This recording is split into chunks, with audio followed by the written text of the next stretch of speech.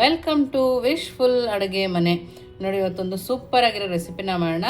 ನಾನೀಗ ಒಂದು ಬೌಲ್ನ ತೊಗೊಂಡು ಈರುಳ್ಳಿನ ಹಾಕ್ಕೊಳ್ತಾ ಇದ್ದೀನಿ. ನೋಡಿ, ಈರುಳ್ಳಿ ಸಣ್ಣದಾಗಿ ಕಟ್ ಮಾಡಿ ಹಾಕ್ಕೊಳ್ತಾ ಇದ್ದೀನಿ. ನಾನಿಲ್ಲಿ 2 ಈರುಳ್ಳಿನ ಹಾಕ್ಕೊಳ್ತಾ ಇದ್ದೀನಿ. ನೋಡಿ, ಈರುಳ್ಳಿ ಜೊತೆಗೆ ದಪ್ಪ ಮೆಣಸಿನ್ಕಾಯಿನ ಸಣ್ಣದಾಗಿ ಕಟ್ ಮಾಡಿ ಹಾಕ್ಕೊಳ್ತಾ ಇದ್ದೀನಿ. ಕ್ಯಾಪ್ಸಿಕಮ್ಮು ನೀವು ಬೇಕಿದ್ರೆ ರೆಡ್ ಕ್ಯಾಪ್ಸಿಕಮ್ ಕೂಡ ಹಾಕ್ಕೋಬೋದು. ನಾನಿಲ್ಲಿ ಹಸಿರು ಕ್ಯಾಪ್ಸಿಕಮ್ನ ಹಾಕ್ಕೊಳ್ತಾ ಇದ್ದೀನಿ. ನೋಡಿ, ಇದಕ್ಕೇನೆ ಮೆಣಸಿನ್ಕಾಯಿನ ಹಾಕ್ಕೊಳ್ತಾ ಇದ್ದೀನಿ. ನಾನಿಲ್ಲಿ ಒಂದು ಹಣ್ಣು ಮೆಣಸಿನ್ಕಾಯಿ ಇತ್ತು ಅಂತೇಳಿ ಒಂದು ಹಣ್ಣು ಮೆಣಸಿನ್ಕಾಯಿನ ಹಾಕ್ಕೊಂಡಿದ್ದೀನಿ. ಬೇಕಿದ್ರೆ ಹಸಿರು ಮೆಣಸಿನ್ಕಾಯಿನ ಕೂಡ ಹಾಕ್ಕೋಬೋದು.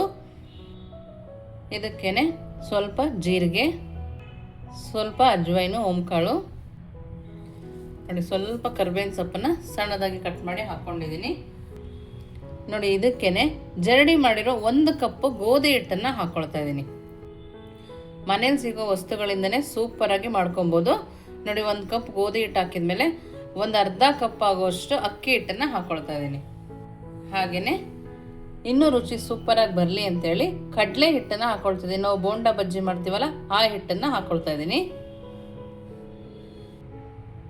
ನೋಡಿ, ಇದಕ್ಕೇನೆ ಸ್ವಲ್ಪ ಸಣ್ಣದಾಗಿ ಕಟ್ ಮಾಡಿರೋ ಕೊತ್ತಂಬರಿ ಸೊಪ್ಪನ್ನು ಹಾಕ್ಕೊಂಡಿದ್ದೀನಿ. ಹಾಗೆಯೇ ಸ್ವಲ್ಪ ನೀರನ್ನು ಹಾಕೋಣ. ಒಂದೇ ಸರಿ ಜಾಸ್ತಿ ನೀರನ್ನು ಹಾಕೋಬೇಡಿ. ನೋಡಿ, ರುಚಿಗೆ ತಕ್ಕಷ್ಟು ಉಪ್ಪು.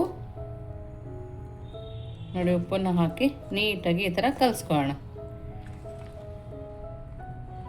ನೋಡಿ, ಈ ಥರ ಸ್ವಲ್ಪ ಸ್ವಲ್ಪನೇ ನೀರನ್ನು ಹಾಕಿ ಕಲಿಸ್ಕೊಬೇಕು.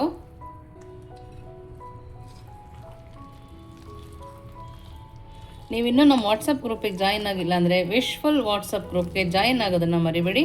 ನೀವಿನ್ನೂ ನಮ್ಮ ಚಾನಲ್ ಲೈಕ್ ಮಾಡಿಲ್ಲ ಲೈಕ್ ಮಾಡಿ. ನೋಡಿ, ಈ ಥರ ಸ್ವಲ್ಪ ಸ್ವಲ್ಪ ನೀರನ್ನೇ ಹಾಕ್ತಾಯಿದ್ದೀನಿ. ನೋಡಿ, ಈ ಥರ ನೀಟಾಗಿ ಕಲಿಸ್ಕೊಬೇಕು. ಮಕ್ಕಳು ಸಂಜೆ ಆಟಾಡಿ ಹಸ್ತು ಬಂದಾಗ ಕೂಡ ನಾವು ಈ ಥರ ಮಾಡಿಕೊಟ್ಟಾಗ ಡಿಫ್ರೆಂಟಾಗಿರುತ್ತೆ. ಮನೇಲಿರೋ ವಸ್ತುಗಳಿಂದ ಮಾಡಿರ್ತೀವಿ, ಹೆಲ್ದಿಯಾಗಿ ಕೂಡ ಇರುತ್ತೆ. ಬೇಗ ತಿಂದು ಮುಗಿಸ್ತಾರೆ. ನಾವು ಅಕ್ಕಿ ಹಿಟ್ಟು ಹಾಕೋದ್ರಿಂದ ಕ್ರಿಸ್ಪಿಯಾಗಿರುತ್ತೆ. ಗೋಧಿ ಹಿಟ್ಟು ಹಾಕಿದ್ದೀವಿ, ಒಳಗಡೆಯಿಂದ ಸಾಫ್ಟಾಗಿರುತ್ತೆ. ನೀವು ಇದಕ್ಕೆ ಕಾರ್ನ್ ಕೂಡ ಹಾಕೋಬೋದು. ಮಕ್ಕಳು ಯಾವ ತರಕಾರಿ ಇಷ್ಟಪಡ್ತಾರೋ ಆ ತರಕಾರಿನ ನಾವಿಲ್ಲಿ ಹಾಕೋಬೋದು. ನಾನಿಲ್ಲಿ ಇನ್ನು ಸ್ವಲ್ಪ ನೀರನ್ನು ಹಾಕ್ತಾಯಿದ್ದೀನಿ. ಹಾಗೆಯೇ ಒಂದು ಸ್ವಲ್ಪ ಅರಿಶಿನ ಪುಡಿನ ಹಾಕ್ಕೊಳ್ತಾ ಇದ್ದೀನಿ. ನಾವು ದಿಢೀರಂತ ಮಾಡ್ತಿರೋದ್ರಿಂದ ಬೇಕಿಂಗ್ ಸೋಡಾ ಕೂಡ ಹಾಕ್ಕೊಳ್ತಾ ಇದ್ದೀನಿ. ಒಂದು 1/4 ಸ್ಪೂನ್ ಆಗೋಷ್ಟು ಹಾಕ್ಕೊಂಡಿದ್ದೀನಿ ಅಷ್ಟೇ. ನೋಡಿ, ಈ ಥರ ಚೆನ್ನಾಗಿ ಬೀಟ್ ಮಾಡ್ತಾ ನಾವು ಇದನ್ನು ಕಲಿಸ್ಕೊಂಬರೋಣ. ನೋಡಿ, ಬೇಕಿಂಗ್ ಸೋಡಾನು ಹಾಕಿರ್ತೀವಲ್ಲ, ಚೆನ್ನಾಗಿ ಬೀಟ್ ಮಾಡ್ಕೋಬೇಕು. ನೋಡಿ, ಈ ಹದದಲ್ಲಿದ್ದರೆ ಸಾಕಾಗತ್ತೆ. ತೀರ ತೆಳುವಾಗಬಾರ್ದು ಅಥವಾ ತೀರ ಗಟ್ಟಿ ಕೂಡ ಆಗಬಾರ್ದು. ನೋಡಿ, ಇವಾಗ ಇದನ್ನು ಪಕ್ಕಕ್ಕೆ ಎತ್ತಿಟ್ಟು ನೆಕ್ಸ್ಟ್ ಏನು ಮಾಡೋದು ನೋಡೋಣ ಬನ್ನಿ. ನೋಡಿ, ಒಂದು ಮಿಕ್ಸಿ ಜಾರ್ನ ತಗೊಂಡು ಸ್ವಲ್ಪನೇ ಕಾಯಿನ ಹಾಕ್ಕೊಳ್ತಾ ಇದ್ದೀನಿ. ಹಾಗೆಯೇ ಬೆಳ್ಳುಳ್ಳಿ, ಸ್ವಲ್ಪ ಕಡಲೆ, ರುಚಿಗೆ ಸ್ವಲ್ಪ ಉಪ್ಪು, ಖಾರಕ್ಕೆ ಸ್ವಲ್ಪ ಹಸಿಮೆಣಸಿನ್ಕಾಯಿ, ಹಾಗೆಯೇ ಸ್ವಲ್ಪ ಕೊತ್ತಂಬರಿ ಹಾಕಿ ನೀರು ಹಾಕಿ ಗ್ರೈಂಡ್ ಮಾಡ್ಕೊಂಬರೋಣ. ನೋಡಿ, ಮಿಕ್ಸಿ ಮಾಡ್ಕೊಂಬಂದಿದ್ದೀನಲ್ಲ, ಸೂಪರ್ ಆಗಿರೋ ಚಟ್ನಿ ಕೂಡ ರೆಡಿ ಇದೆ. ಇವಾಗ ನೆಕ್ಸ್ಟ್ ಏನು ಮಾಡೋದು ನೋಡೋಣ ಬನ್ನಿ. ನೋಡಿ, ಇವಾಗ ಎಣ್ಣೆ ಚೆನ್ನಾಗಿ ಕಾದಿದೆ. ಇವಾಗ ಒಂದೊಂದೇ ಸೌಟನ್ನ ತಗೊಂಡು ಹಾಕ್ಕೋಬೇಕು. ನೋಡಿ, ಈ ಥರ ಸ್ವಲ್ಪ ಗ್ಯಾಪ್ ಬಿಟ್ಟೆ ಹಾಕ್ಕೊಂಡ್ರೆ ಚೆನ್ನಾಗಿ ಬರುತ್ತೆ. ನೋಡಿ, ನಾನಿಲ್ಲಿ 3 ಹಾಕ್ಕೊಳ್ತೀನಿ. ಮೀಡಿಯಂ ಫ್ಲೇಮಲ್ಲಿ ಇಟ್ಟು ನೀಟಾಗಿ ಬೇಯಿಸ್ಕೊಬೇಕು. ನೋಡಿ, ಇವಾಗ ಸ್ವಲ್ಪ ಇದ್ರ ಮೇಲೆ ಕೂಡ ಹಾಕೊಳ್ಳೋಣ ಎಣ್ಣೆನ. ನಿಧಾನಕ್ಕೆ ತಕ್ಕೊಬೇಕು. ಬೇಗನೆ ತೆಗಿಯೋಕ್ಕೆ ಹೋದರೆ ಅದು ಕಿತ್ತೋಗೋ ಚಾನ್ಸಸ್ ಇರುತ್ತೆ.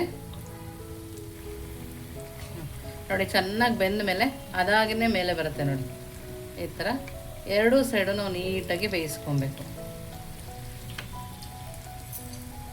ನಿಧಾನಕ್ಕೆ ತಿರುಗಿಸ್ಕೊಬೇಕು. ನಾವು ಅಕ್ಕಿ ಹಿಟ್ಟು ಹಾಕಿರೋದ್ರಿಂದ ಅಂತೂ ತುಂಬ ಕ್ರಿಸ್ಪಿಯಾಗಿರುತ್ತೆ. ಒಳಗಡೆ ಅಷ್ಟೇ ಸಾಫ್ಟಾಗಿ ತುಂಬ ಚೆನ್ನಾಗಿರುತ್ತೆ ತಿನ್ನೋದಕ್ಕೆ.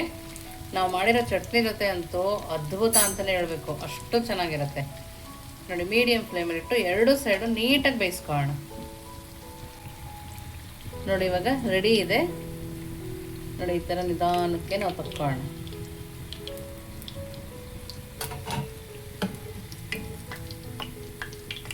ಜಾಸ್ತಿ ಎಣ್ಣೆ ಕೂಡ ಎಳೆದಿರಲ್ಲ ಅದು.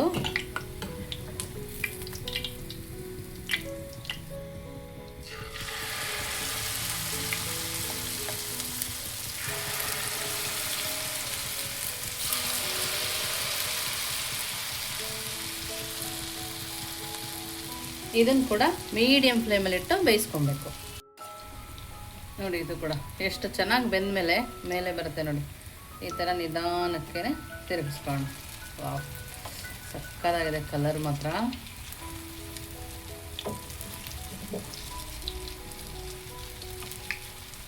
ಯಾವಾಗಲೂ ಒಂದೇ ಥರ ದೋಸೆ ಈ ಥರ ಮಾಡಿಕೊಟ್ರೆ ಮಕ್ಕಳಿಗೆ ಬೋರ್ ಆಗುತ್ತೆ. ಈ ಥರ ಡಿಫ್ರೆಂಟಾಗಿ ನೀವು ಮಾಡಿಕೊಟ್ಟಾಗ ಖಾಲಿ ಆಗೋದೇ ಗೊತ್ತಾಗಲ್ಲ, ಅಷ್ಟು ಬೇಗ ಖಾಲಿ ಆಗುತ್ತೆ. ನೋಡಿ ಎಲ್ಲದನ್ನು ಇದೇ ಥರ ನಾನಿಲ್ಲಿ ಬೇಯಿಸ್ಕೊಬೇಕು. ನೋಡಿ ಎಲ್ಲದನ್ನು ಈ ಥರ ಕ್ರಿಸ್ಪಿಯಾಗಿ ನಾವು ತಕ್ಕೊಂಬರೋಣ.